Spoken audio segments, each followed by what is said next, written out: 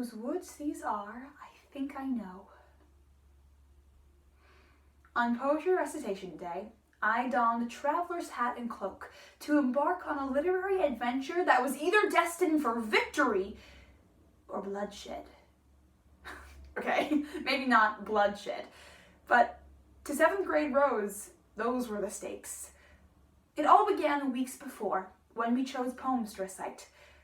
I desperately wanted Robert Frost's Stopping by Woods on a Snowy Evening, because it was the first poem that made me feel something. I remember sitting in Mrs. Zuzovich's 4th grade class, simultaneously falling in love with nature and language as I sensed the easy wind and downy flake on my face. Those words were alive, and I was hooked. Appallingly, someone chose my poem before I could. I wanted those words, the ones that had called me to the wonder of nature. So I designed a Frostian tour through the seasons, a poetic medley bookended by my beloved Stopping by Woods. Despite my logophilic grandmother's horror, nothing could shake my resolve. I would craft my tour de frost or die trying. Was I successful? We'll never know. Mrs. Aramo destroyed that video. But, however, more lasting than the poem was my realization. When I speak, people listen. If poetry recitation was a match, I was a barn full of hay. That fire led me to Poetry Out Loud, POL, a national recitation competition. Sophomore year, I won and advanced to the national finals in Washington, D.C. If my words could reach strangers, I wondered what else they could do. Though I obsessively practiced for finals, rivaling Emily Dickinson for reclusivity, nothing could have prepared me for D.C. My small town experience was blown away as I listened to the stories of the other competitors.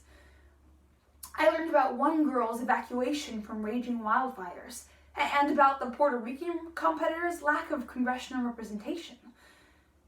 These activists and artists use their words to engender change. I was itching to join the students who use their words not just to entertain, but to inspire. Too quickly, I returned home, unsatisfied after tasting these electric words. Resolve settled in me like it had in 7th grade, and I made a promise. If I were to speak, my words would matter. So I got to work. I began using my own words, first speaking on NPR about the relevance of poetry, then sharing poems with elementary students to spread the love of verse.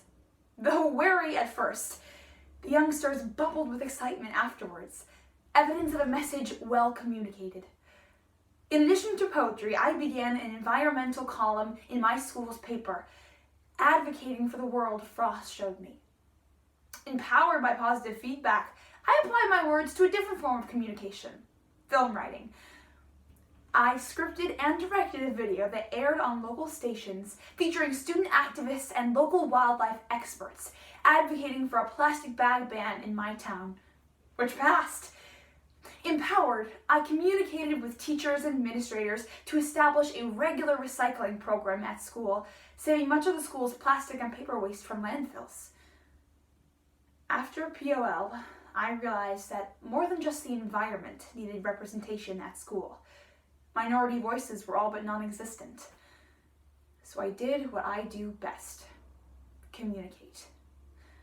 From a single conversation with our principal, I grew a coalition of students, teachers, and administrators working to foster an inclusive school curriculum. When I think of the most pivotal moments in life, I remember 7th grade, grasping the power of relentlessly pursuing dreams. I remember Mrs. Z's class, filled with words, my eventual passion and means to shape the world. Even without my cloak and hat, I am the traveler in the lovely wood, unable to rest until this world more closely resembles the one I see on the page. After all, these woods are lovely, dark, and deep. but I have promises to keep, and miles to go before I sleep. Miles to go before I sleep.